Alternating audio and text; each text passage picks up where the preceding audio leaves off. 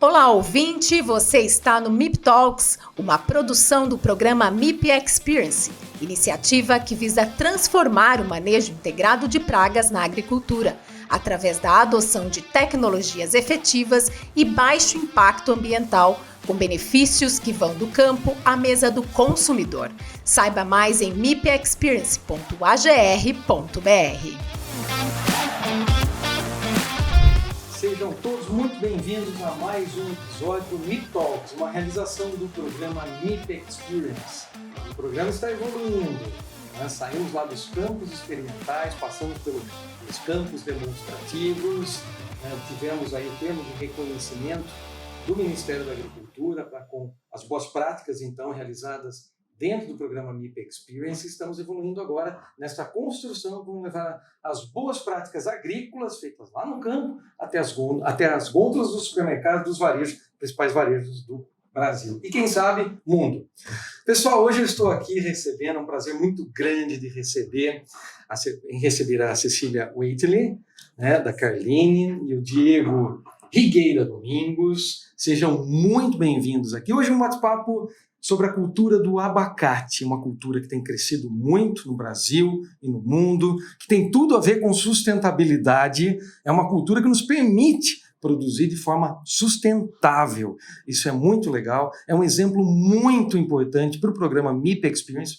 Nós estamos trabalhando para que a cultura do abacate também seja uma cultura de modo a integrar aqui o nosso programa. Então sejam muito bem-vindos, a colaboração suas vai ser muito importante nesse episódio. Eu gostaria que vocês começassem se apresentarem para o nosso público que está aqui, que tem nos acompanhado pelo Spotify, no nosso podcast. Também, o podcast também ele está em vídeo, o videocast lá na plataforma no YouTube. Então, convidamos a todos vocês que nos acompanhem, especialmente nesse episódio. Cecília, seja muito bem-vinda a esse episódio. Conta um pouquinho da sua história, Cecília. Sim. Como é que você tem atuado na cultura do abacate, desde quando? Bom, sou Cecília Waitley, sou produtora rural. Eu venho de uma família de produtores, A gente tem a história desde 1929, começamos nossos plantios com meu avô, que já era, na época dele, um homem que prezava a sustentabilidade, Ele já começou preservando a mata, A gente preserva 40% de mata nativa na fazenda, desde aquela época e mantemos até agora, que é bem acima do esperado, Que acho que é 20%, a gente já está 40%. Passando pelo meu pai, que também plantou mais matas nativas, plantios de florestas nativas na propriedade. Então, o DNA da sustentabilidade vem em gerações, Na minha geração, agora, a gente iniciou o plantio de orgânico, na fazenda, a gente está com 20 e poucos hectares de orgânico, pensando já em triplicar para os próximos anos. Todos os plantios novos vão ser iniciados como orgânico. E, se você quiser, já vou embalando aqui na fala desde 2018, a gente começou usando os biológicos na fazenda, com os tricogramas. E em 2020 a gente fez a nossa primeira produção, A gente fez uma on-farm, uma biofábrica, e lá a gente produz os tricogramas. Muito bom. Nós vamos falar sobre isso. Sim. Muito bom, obrigado. Por favor, Diego, conta um pouquinho. O Diego é um dos principais consultores na cultura do abacate. Faz 15 anos que você trabalha com a cultura. Seja bem-vindo. Bom dia, Marcelo. Obrigado pela oportunidade e obrigado por dar voz à cultura do abacate, que a gente está começando e trabalhando, fortalecendo aqui no Brasil. Bom, eu sou engenheiro agrônomo, formado em Viçosa, formei em 2006. Depois fiz mestrado em produção vegetal em Uberlândia. Então, na minha saída da zona da mata, das matas de Minas, para o Cerrado Mineiro, foi a partir daí que me despertou e que eu tive contato com a cultura do abacate. Então, em 2007, finalizando uma transição para a área comercial, comecei a prestar serviço na região de São Gotardo. Foi quando comecei a ter o contato com a cultura e a partir daí despertou e, enfim, começamos a trabalhar até hoje. Em 2011, troquei meu trabalho da região do Cerrado para trabalhar no sul de Minas, implantação de um projeto na região do sul de Minas. E 2021 iniciei com o apoio a produtores e um trabalho aí de extensão rural. Ok, muito bom. Então, esse trabalho da consultoria é fundamental, porque nós falamos em transferência do conhecimento e acompanhamento na execução dos trabalhos em campo. Para a gente começar esse bate-papo nosso, eu acho que vamos partir da cultura mesmo. Eu acho que vocês dois, tenho certeza que vocês dois vão poder contribuir nesse sentido, né? Pensando em distribuição geográfica no país, como é que está distribuída hoje a cultura do abacate? Falar um pouquinho, avocado é uma outra cultura.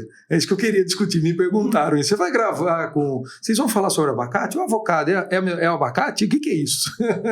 Então, acho que é uma oportunidade de falarmos, né, em termos de distribuição, abacate, avocado. Queria que vocês comentassem essa questão.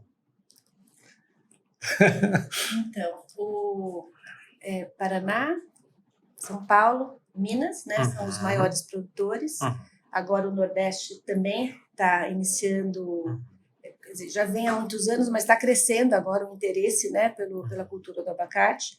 Ele se adaptou muito bem, né, em todas essas regiões, né, você vê no Nordeste desde lá de baixo, né, a 100 metros, né, de altitude, até 1.300, 1.000. Então, o Brasil, a gente está espalhando abacate pelo Brasil todo, né?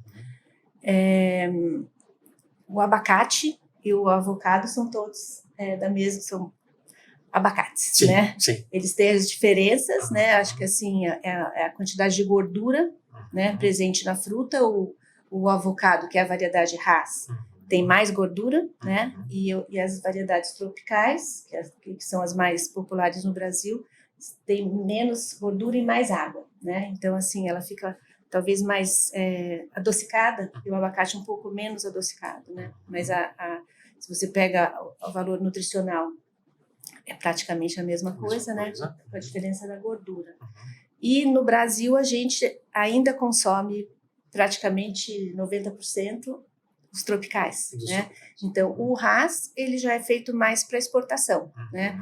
Com o excesso que não exporta, o mercado começou a se desenvolver no Brasil, né? Então, sobrava e aí começou a se colocar nos nichos de supermercados, né? De pessoas que já conheciam, talvez por viajarem e encontrarem o abacate sendo consumido de uma maneira diferente fora do Brasil e foram buscando aqui também, né? Então, a gente faz um trabalho hoje, inclusive, a gente tem uma associação dos produtores de abacate, né? Que um dos pilares é aumentar o consumo de abacate no Brasil, né? Apresentando também essa nova variedade que é o Hass, conhecido como avocado. Em termos de área, quanto que nós temos de abacate no país?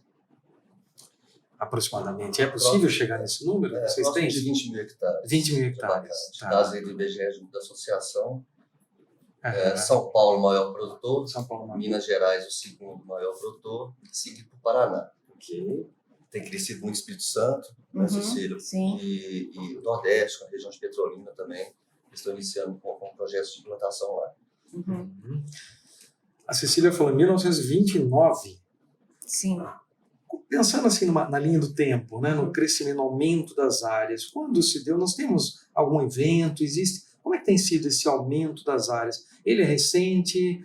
Já há algumas décadas tem se observado esse aumento? Como é que tem sido essa questão do crescimento e desenvolvimento da cultura? Quando eu falei 1929, como... Com a história da família. Da família. O abacate nós começamos há mais ou menos 30 anos. Ok. Né? Foi como a gente começou com a variedade Margarida, que era uma variedade redonda.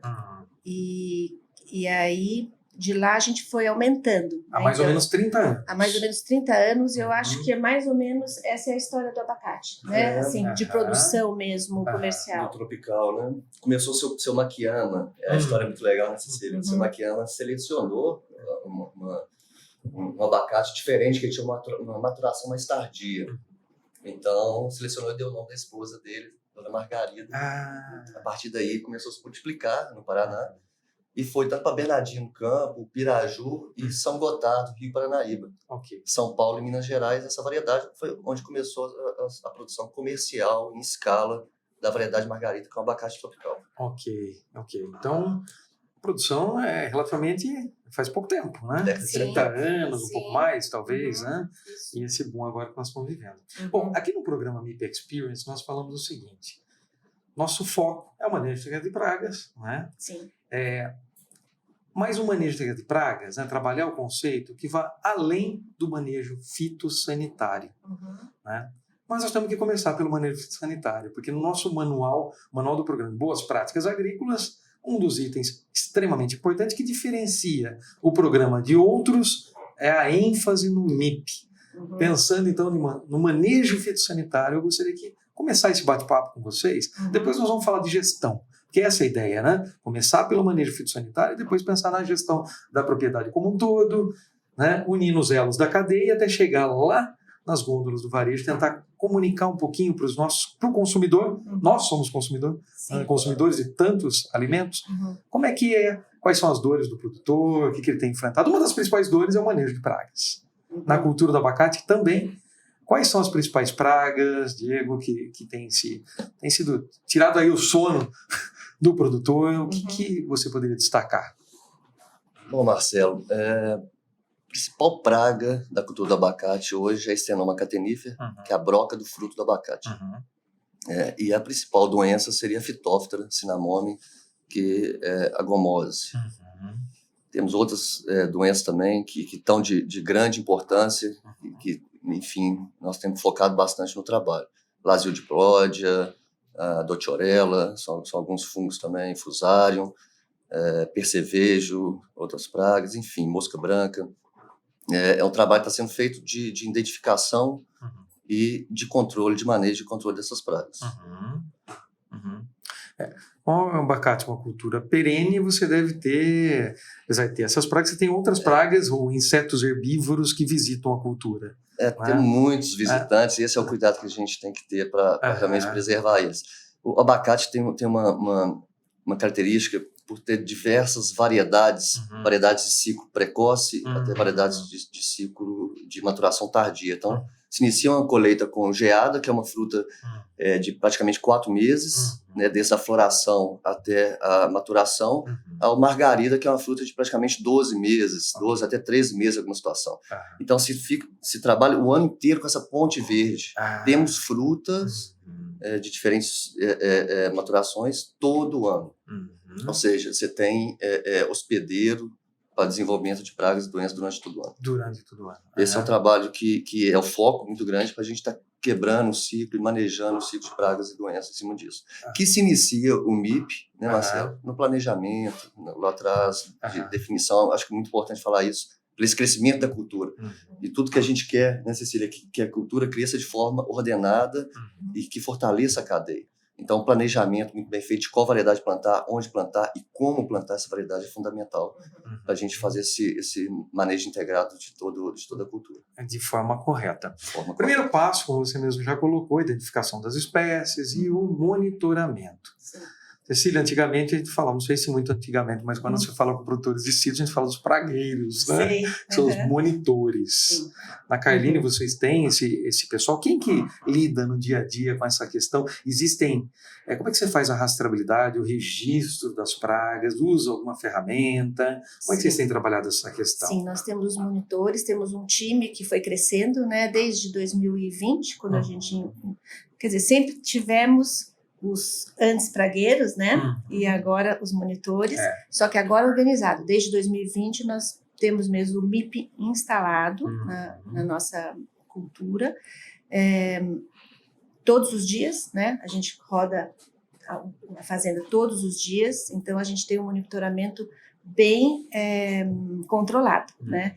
Inclusive, essa ferramenta é o que possibilita a gente tomar as decisões de não só do controle com o tricograma, né, que a gente solta praticamente todo dia, mas com todas as outras, o que desencadeia, né? Então, quando que vai pulverizar, quando que vai fazer a poda, quando que vai fazer um recate que precisa, uma limpa de tudo isso quem indica para a gente são os nossos monitores, né?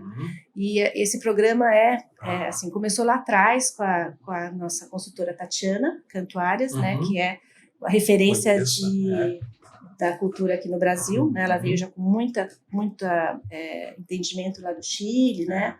E aí passou para outra consultora, que é a Grazielli, né? Que veio trazer para a gente o treinamento mais específico, né? Então, assim, hoje o MIP, ele é o carro-chefe para nós, né? Ele que dá a nossa caminho, que mostra o caminho para onde a gente está indo, né? Desde colheita, né? Desde maturação da fruta, né? Assim, do comecinho até o final, o MIP está presente. Perfeito. O Diego, já que ela citou alguns consultores, como é que é o dia a dia seu de um consultor que atende os produtores de abacate hoje? São visitas frequentes? Como é que vocês trabalham no atendimento aos agricultores? Marcelo, é interessante a diversidade de perfis, né, de produtores que nós temos no Brasil. Sim. Então, a agricultura de forma geral aqui no Brasil, a fruticultura está concentrada em pequenos produtores. Grande parte são pequenos produtores. Então, são formas distintas de trabalhar com pequeno produtor e com grande produtor. Cada um com seu nível tecnológico, e cabe nós fazer essa anamnese, essa identificação para se posicionar de forma adequada para cada um. Cada caso é um caso. Realmente a gente tem que trabalhar de uma forma que não tem receita de bolo. Não existe aquilo mais, não existe a roça mais, né? A agricultura, ela realmente está profissional e tem que ser dessa forma. Uma cultura com abacate exigente, como é a cultura, de uma questão de uma cultura que vai para a ponta de forma para que esteja saudável, que o fruto esteja da perfeita forma que a gente imagina, que a gente quer que o consumidor tenha acesso a ela, tem que ser feito um trabalho todo de planejamento e todo focado no mercado específico. Esse é o principal ponto, né? Essa questão do planejamento. Planejamento. Né? Planejamento. Quando se fala em monitoramento de pragas, a Cecília falou, olha, nós temos um momento certo para fazer a aplicação do químico, biológico. Nós entendemos que a cultura do abacate é uma cultura que favorece até os biológicos, né? Existem os gatilhos? Essa é uma pergunta que se aplica a várias culturas, né? O gatilho certo para se aplicar cada tática. Químico, biológico, vocês falaram de variedades, então daí, enfim, um aspecto mais alto. Existem nível de dano econômico, nível de controle? Como é que vocês têm trabalhado nessa questão do direcionamento e aplicação de cada ferramenta? Existe. A Cecília citou a Grazielli. A doutora Grazielli tem feito um trabalho fantástico implantando o manejo integrado de pragas, de forma geral, nos produtores. A academia também, Marcelo, nos últimos anos, acrescentou muito para a gente. Nós temos, por ser uma cultura incipiente ainda no Brasil, ou seja, nós estamos falando de 40 anos, comparando o Brasil da agricultura desse tamanho, né? E se for comparar com sítios, se for com outras culturas experientes como café, realmente é uma cultura muito nova. Então, a academia tem trazido para a gente, também com a Tatiana, que iniciou, despertou esse cunho técnico para todos nós brasileiros, doutora Simone Desalc, professor Rafael Pio de Lavras, da UFLA, Carlos Eduardo, da UFV, Aloysio Sampaio, da Unesp. Esses professores, eles têm trazido e têm feito trabalhos acadêmicos para trazer as informações para todos nós. De forma geral, as pragas específicas e as doenças específicas, a gente trouxe muita informação de fora, né, da cultura que é feita em outros países, né, Cecília? E é uma função muito importante nossa, de nós extensionistas, consultores, está adaptando essas informações que nós temos de fora para a realidade aqui do Brasil. Que não se aplica um copia e cola, né? O Brasil realmente tem um clima totalmente diferente em algumas situações. E essa questão climática é um dos pontos que nos preocupa agora, né? Esse aumento de temperatura no mundo todo, né? Nós vamos ter algumas mudanças com relação aos ciclos das pragas. Esse é um ponto muito importante, ou seja, cada vez mais trabalhar ao lado da pesquisa, e uma pesquisa que seja aplicada, isso é muito importante, né, Cecília? Você estava comentando aqui antes, a gente estava batendo um papo, você falou da associação, da construção colaborativa que vocês têm entre os consultores, produtores. Você falou agora, Diego, da academia. Unir os elos da cadeia, isso é muito importante. A gente, inclusive,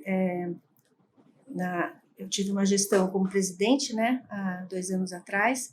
A gente fez aqui com essa... Qual é a associação, se puder? É a Associação Brasileira dos Produtores de Abacate. De abacate, ok. E a gente fez uma parceria aqui com a Exalc na pesquisa sobre o Stenoma catenífer e o uso do tricograma. Ok. Né? Então, assim, essa pesquisa, que ainda está em andamento, né, já deu excelentes frutos, mas ainda continua, é um exemplo. É um né? exemplo. Como a gente precisa se juntar, né? Por sermos pequenos, né? Por ser uma produção recente, né? Vamos pensar 40 anos, né? Por sermos poucos produtores do tamanho do Brasil comparado com as outras culturas, né? A gente precisa de ter esse incentivo e somos nós, né? Somos nós produtores, a cadeia que vai atrás, né? Porque é super importante a gente ter essas respostas, Sim, né? sim. Então, assim, a resposta para o controle biológico, que, né, antigamente, né? Você falava assim, não, vou soltar uma mosquinha que você nem vê, né? Ela é transparente e você não... Como é que você prova isso, né? Então, sim. assim, até hoje é difícil, né? Mas, assim, é onde a gente acredita, né? Então, essa junção, né? Dos produtores, né? Com a academia, né? E tentar atrair outros players, né? Que seriam os que poderiam nos ajudar a financiar, né? Empresas e tudo. Essa é uma busca, né?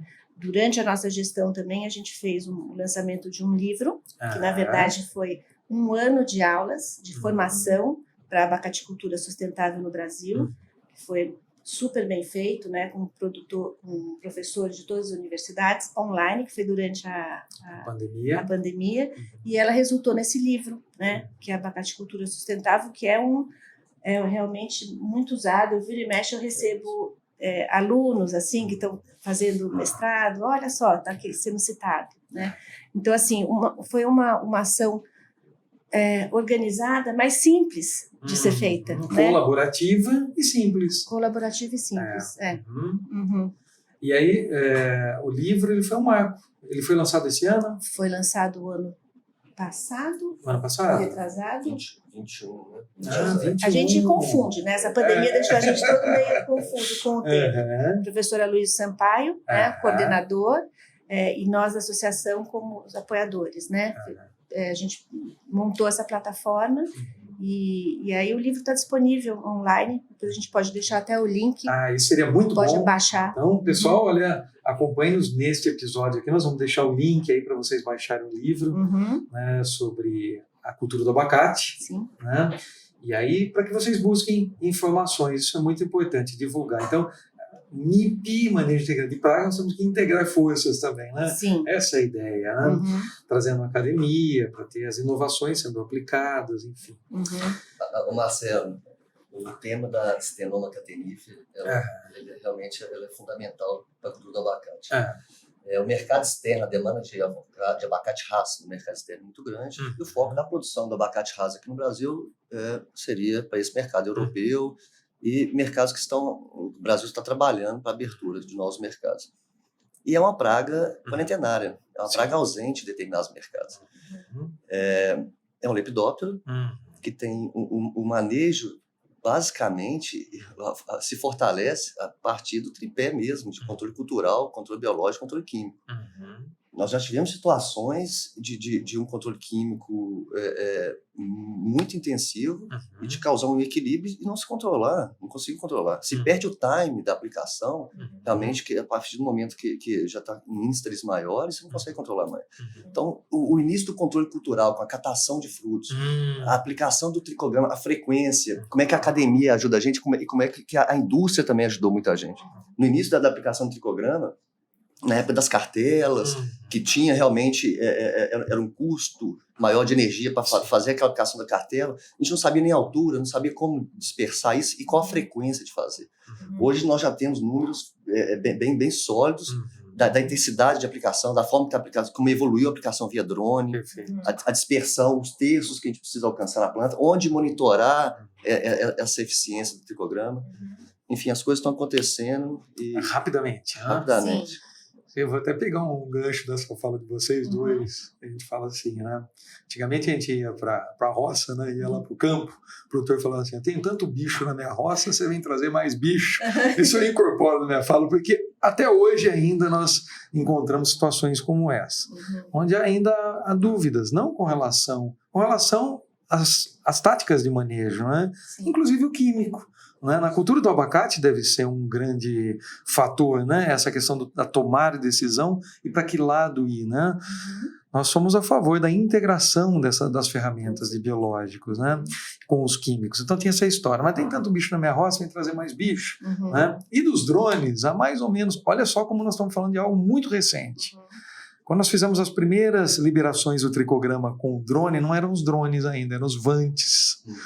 Isso mais ou menos 2014, 2015, tínhamos uma colaboração com uma Universidade de São Carlos, né? Então nós levamos lá para Cana, na época, o drone e fizemos, era o Vante, né, que você libera, não sei se vocês já viram, você solta ele como um elástico, parece que você lança ele com elástico, né? E todo mundo lá assistindo o drone, de repente ele caía de bico no meio da usina, mas todo mundo ainda muito motivado, não, vai dar certo, porque foi um dos pontos de virada, né, para que a gente pudesse colocar macrobiológicos, a vespinha, né, o bicho, em grandes áreas. Então, olha só, tem muita coisa ainda para ser desenvolvida. Eu acho que essa questão dos gatilhos, do monitoramento ainda é muito importante. Cecília, eu gostaria que você comentasse, você já falou no início da sua apresentação, você falou que vocês produzem parasitoides lá, né?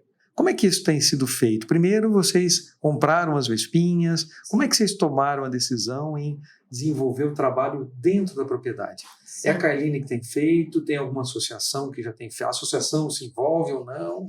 São produtores que têm essa iniciativa? Como é que isso...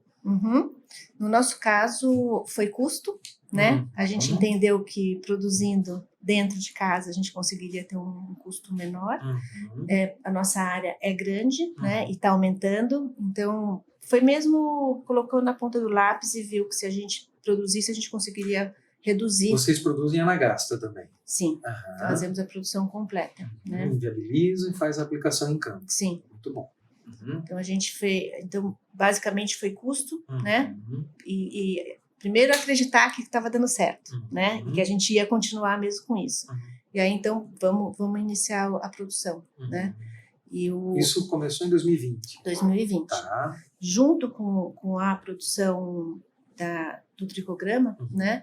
A gente também começou a produção orgânica, né? E com isso, a gente começou a produção de composto dentro da fazenda, né? O TMT, que o professor Tomita, né, que fez consultoria, então, que eu não sei se... Se você puder falar um pouquinho mais. Tá, o Diego pode dar a parte mais técnica, mas basicamente é um composto líquido. Isso. É uma cauda de bruxa, eu falo, porque vai terra de bambu, vai melaço, farinha de pena de ave, né, então faz toda... Ovo, cada um tem a sua receita. Mas isso que daí você pode explicar, né? Mas assim, são as bactérias, né? O que é bom, que a gente tanto coloca no nosso composto, como a gente pulveriza toda a plantação, né? Para dar essa ajuda para a planta ficar mais saudável, né?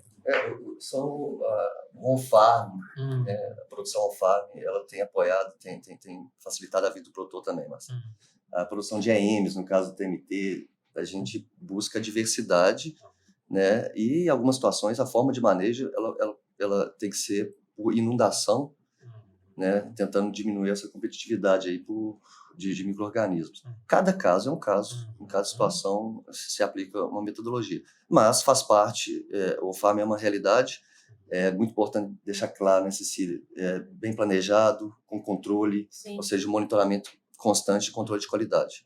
A gente saber realmente o que a gente está aplicando, o que a gente está fazendo. Isso é muito importante. Né? O farm ele faz parte da realidade do agricultor, da agricultura, mas um ponto que nós falamos muito, né, e aqui no programa é assim também, para integrar o programa, nós temos que ter responsabilidade técnica dentro da fazenda. Né? Você tem que ter um responsável técnico dentro da fazenda e as origens. Como aqui nós falamos muito de multiplicação de bactérias, fungos, principalmente, tem que ter origem nas cepas, de onde vêm esses isolados, porque isso é muito importante. Nós estamos lutando todos juntos, né, pelo crescimento dos biológicos, pela entrega do controle biológico para o campo, e se tivermos uma contaminação dentro do sistema de produção, isso pode ser muito prejudicial. Então, esse é um dos pontos mas é fato, né? Cada vez mais que a gente possa melhorar e unir, né? A ideia é levar os produtos que não podem ser produzidos on farm para o campo e aí ter essa troca junto com o produtor. Isso é saudável, né? E como é que está a produção das vespinhas lá? Conta um pouco mais para a gente. Está sendo liberado em área total? Vocês estão com 500 hectares hoje? E bem ambiciosos para dobrar essa área, né, com uma área já de orgânico. Sim. Fala um pouquinho, Cecília, dessa questão da integração do biológico e no crescimento das áreas na KLM. Sim. Então, a gente produz hoje por volta de 5 quilos mês. Dos ovos, né? Dos ovos. Já do tricograma, já lá no do final. Tricograma. Ok. Sim, já do tricograma. E acho que é por volta de 4 ml por hectare, se eu não me engano. Isso. Então, a gente solta todos os dias, né? E a produção toda, né? Assim, o ano todo, porque a gente tem abacate praticamente o ano todo. Na nossa produção, a gente tem 5 variedades.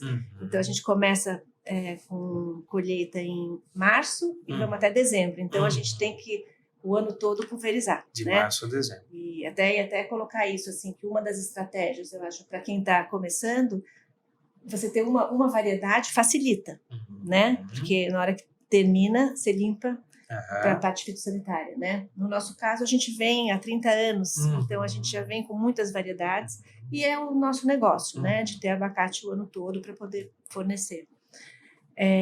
Você me perguntou também sobre... Do crescimento da área de produção. Sim. Passando de 500, dobrando a área, então, orgânico. Porque nós tínhamos outras produções, né? A gente tinha café, tínhamos seringueira, tínhamos palmito, a gente veio acabando com as outras produções que a gente entendeu que não estavam sendo tão produtivas para a nossa região, e o abacate se mostra muito bom para o nosso meio ambiente, para o nosso habitat lá, né? Então, assim, mesmo com pouca chuva, a gente está conseguindo manter as produções, né? E com isso a gente foi tirando as produções.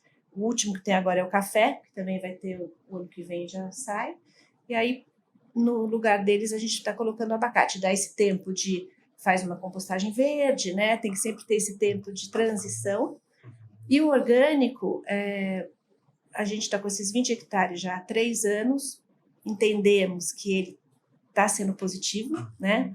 Porque no mercado que está se plantando mais, quem tem orgânico tem uma diferença, né? Não é fácil você se transformar de convencional para orgânico, principalmente se você não tem um MIP bem feito, se você já não está organizado, porque você precisa ter isso, senão como é que você sai de um tradicional para um orgânico sem ter a consciência? Um sistema né? intermediário, né? De transição. Sim, né? sim. Em termos de, deixa eu te perguntar, em termos de produção, produtividade, quando você pega o orgânico e um convencional, com a mesma idade, como é que você...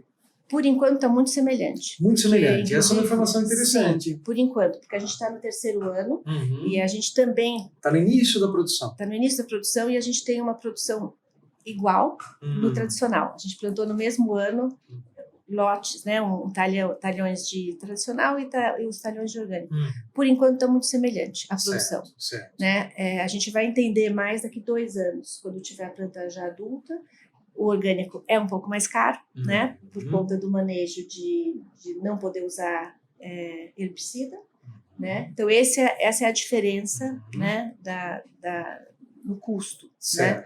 Mas ela se paga com um preço melhor na venda, né? Então, assim, a gente está apostando nisso, assim, nesse crescimento. E esse abacate orgânico, ele vem para o mercado brasileiro ou ele é exportado 100%? Toda a nossa produção de Hass, né, ela é feita para exportação. Para exportação. Para onde vai o abacate da KLM? Hoje ela está indo para a Europa e para a Argentina, né, para alguns países árabes, Reino Unido, né, que se separou agora da Europa, e estamos aí buscando novos mercados, que a gente está aqui aguardando Chile e Estados Unidos, né, que é a nossa meta agora, Brasil. Né, o Brasil está aí trabalhando para abrir.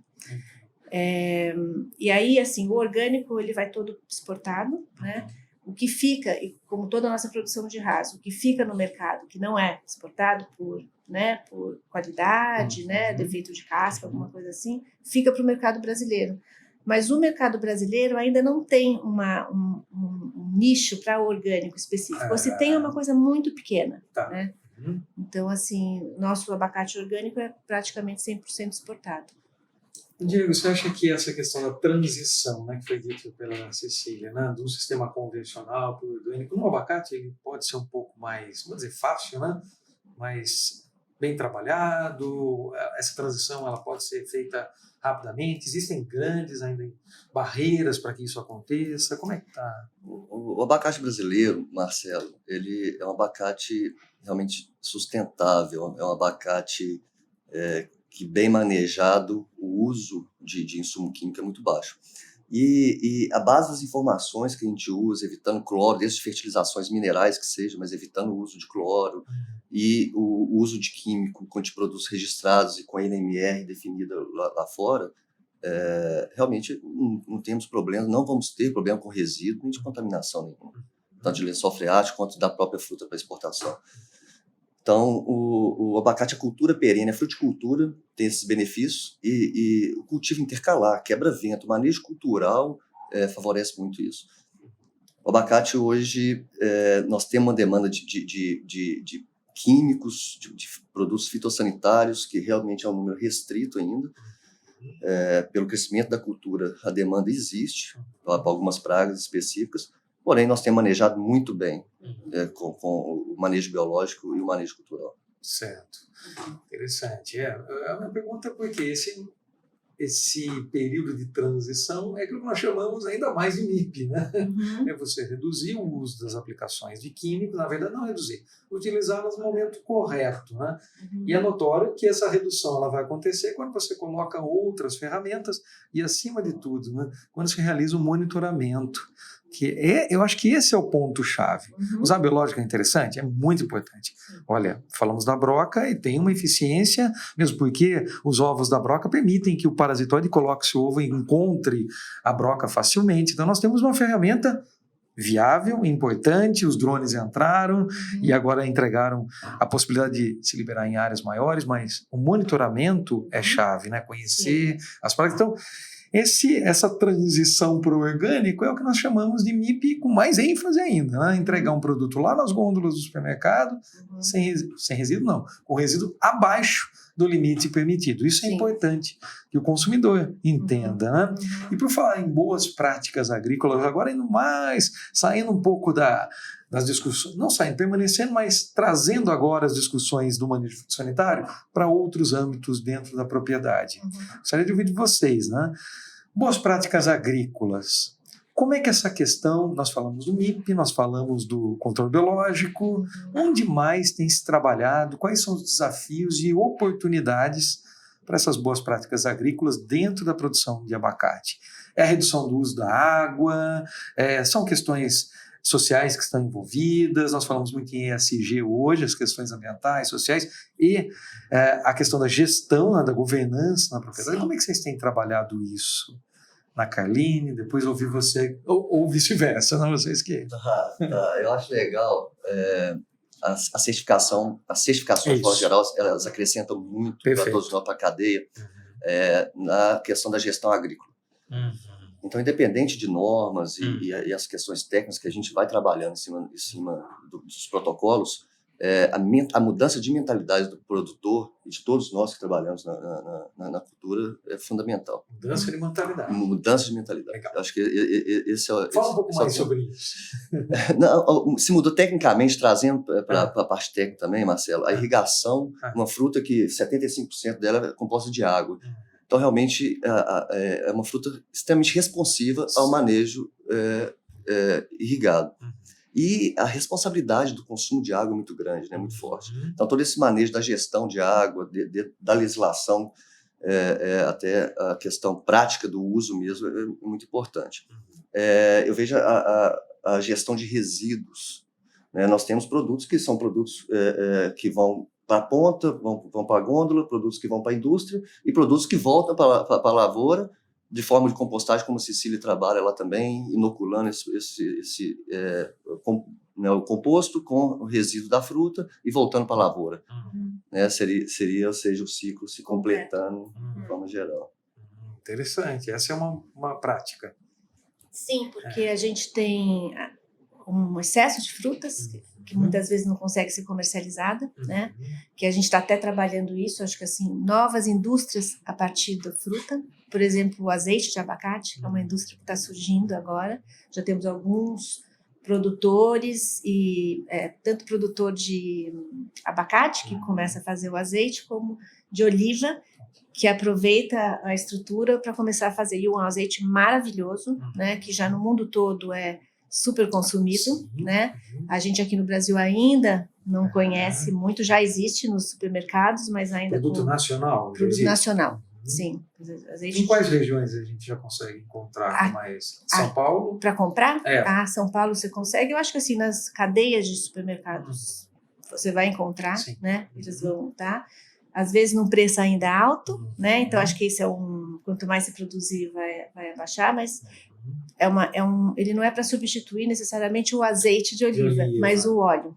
Para se cozinhar com ele é excelente, ele tem um poder de aquela coisa da queima, sabe? O ponto de fritura. O ponto de fumaça, que eu acho que chama, né? Ele é alto, né? Então você tem pesquisas que mostram que ele é muito competitivo com todos os óleos e com uma qualidade para a saúde, né?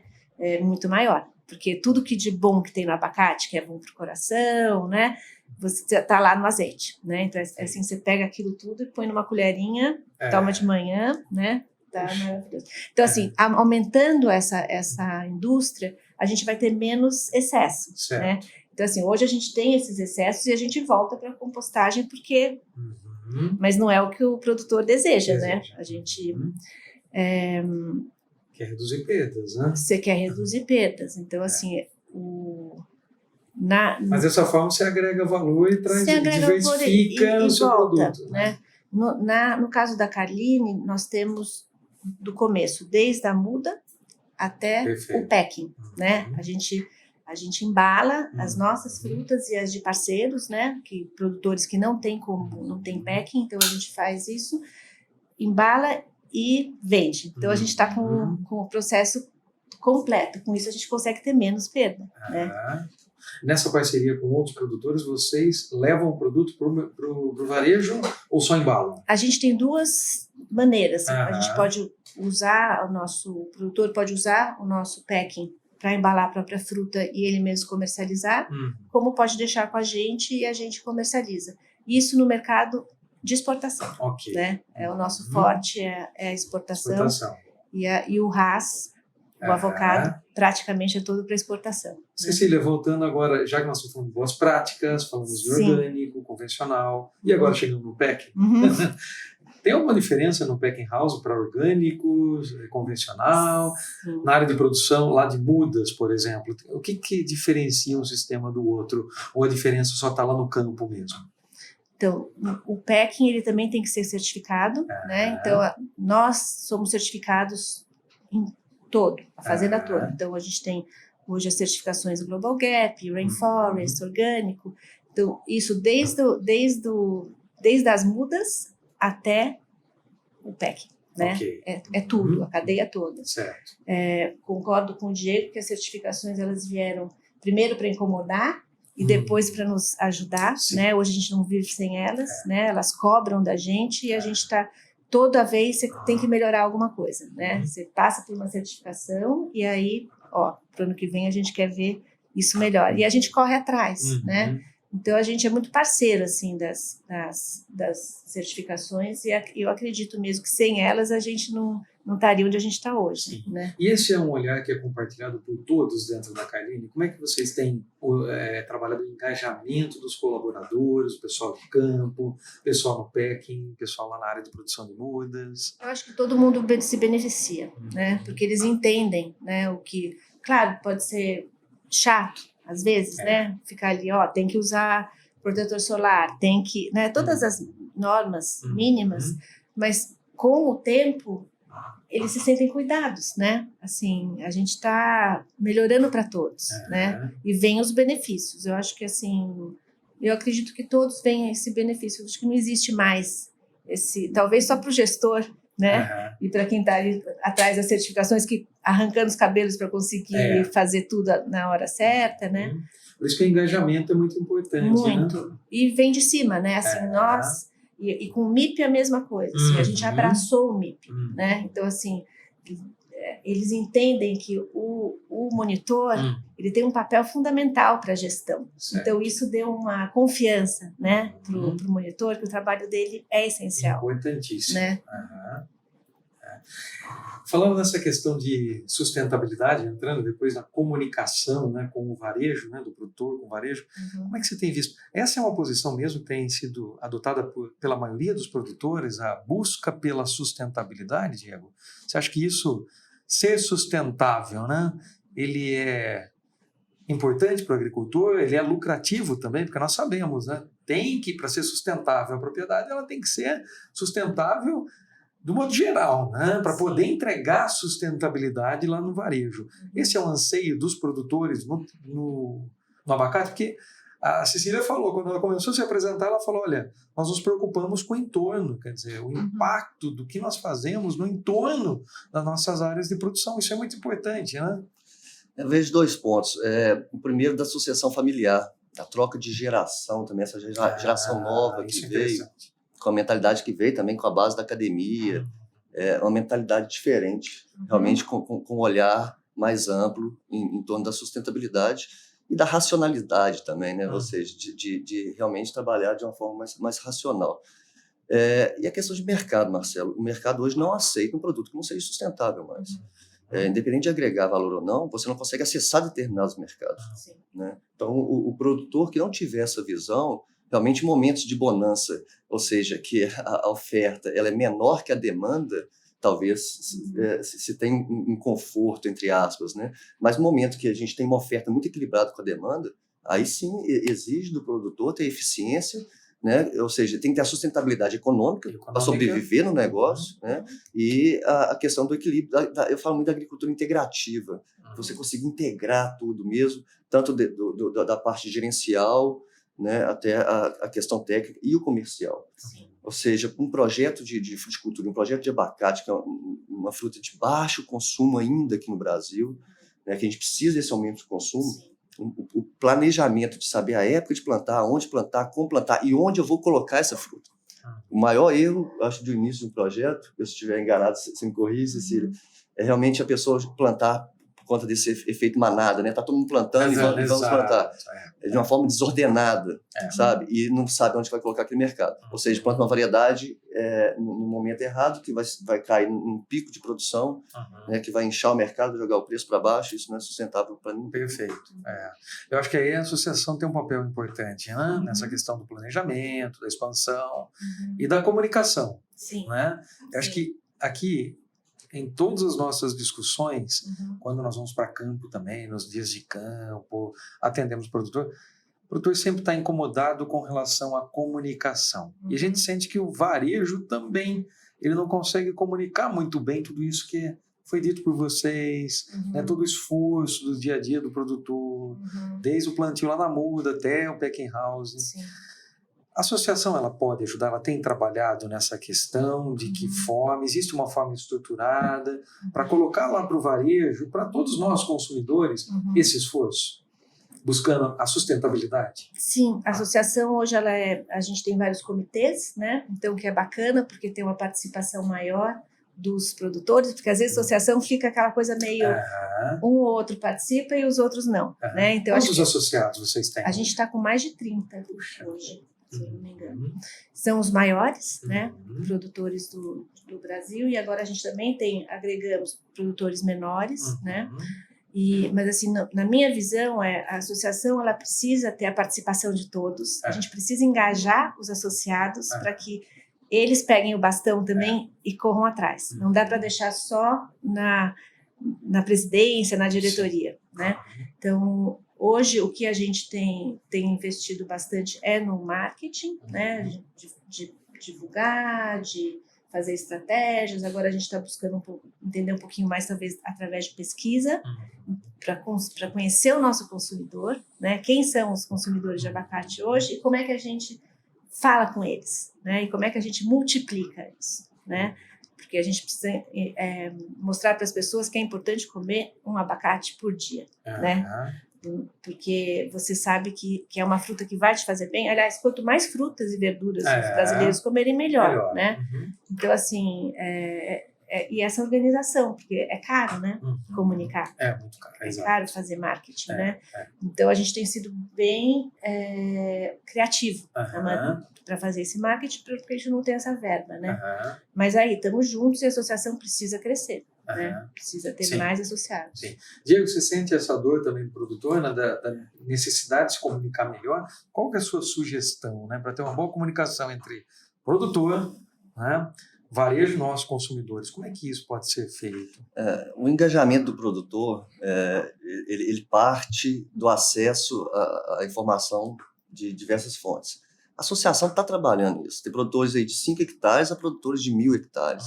Ou seja, a diversidade de produtores é muito grande. E essa informação dentro da associação ela é difundida. Né? Esse trabalho que vocês estão fazendo, Marcelo, que a Promip está fazendo, de dar voz para a gente, para poder estar comunicando e alcançar lugares que nós não temos braços para isso, né? Que ainda é limitado, o número de extensionistas é limitado, o número de pesquisadores, no caso da cultura do abacate, é muito limitado ainda. Realmente a gente não consegue atender toda a demanda que tem e em busca dessa informação e que a cultura precisa. Então, a sugestão é que realmente a gente tenha mais divulgação, que a gente ponha o abacate, a fruta de consumo, a importância dela, que tenha acesso para todo mundo e que as instituições de pesquisa e de trabalho continuem focando da forma que se iniciou esse trabalho. Perfeito. Muito bom. Olha, um episódio extremamente rico em termos de informações técnicas da cultura do abacate. Muito bom tê-los aqui conosco. Já indo para o finalzinho, eu gostaria que cada um de vocês deixasse uma mensagem, né? Para quem está nos acompanhando aí no Spotify, no YouTube, nas redes sociais, quem vai estar usando este material, inclusive, para disseminar não só a cultura do abacate, mas sustentabilidade. Podemos começar com a Cecília? Sim. Olha, vamos consumir mais abacate, né? Faz bem para a saúde, né? A gente está aqui crescendo, né? Nós produtores, toda a cadeia, e a gente acredita muito nisso, né? Assim, o mundo todo consome muito mais do que a gente, já está provado, já tem pesquisa, né? Então, assim, vamos acreditar, né? E vamos consumir e vamos buscar frutas saudáveis, né? E vamos exigir qualidade, né? Sustentabilidade, porque isso vai puxar a cadeia a ficar cada vez melhor. Né? Cada vez melhor, muito bom.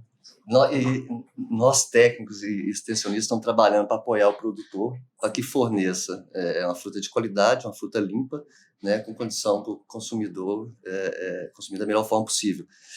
E o Brasil tem total condição de produzir muito abacate, de produzir abacate de qualidade, de ser um player importante também lá fora no mercado internacional. Conte com a gente, né? Muito bom. Muitíssimo obrigado. Parabéns pelo trabalho que vocês têm realizado em campo, Diego, como consultor. Não é fácil a vida de consultor, né? Mas eu acho que é muito prazeroso. É muito prazeroso, porque cada dia você encontra uma situação que deve te motivar cada vez mais, né? Conte conosco também. Parabéns pelo seu trabalho. Cecília, já nos conhecemos por telefone, virtualmente há algum tempo, então prazer tê-la aqui. Agradeço muito. Desejo sucesso para a Carline, para a associação, e que vocês coloquem cada vez mais esse brilho nos olhos, né, a favor de todos nós, consumidores. Isso é muito importante. Parabéns. E esperamos vocês lá. Se quiser fazer um dia de campo, né, estamos abertos para isso. Vamos levar o programa lá para a Carline também. Com certeza. Muito bom. Pessoal, agradeço a todos vocês que nos acompanharam em mais esse episódio do MIP Talks, um podcast que é uma realização do programa MIP Experience. Nos acompanhe nas nossas redes sociais, no Instagram. Recentemente nós lançamos uma nova revista, MIP Experience, então vá lá no Instagram, você consegue ter acesso aos 12 números das revistas já lançadas desde 2019. Acompanhe-nos também no nosso site, www.mipexperience.agr.br. Você é sempre o nosso convidado especial por aqui. Até a próxima, muito obrigado.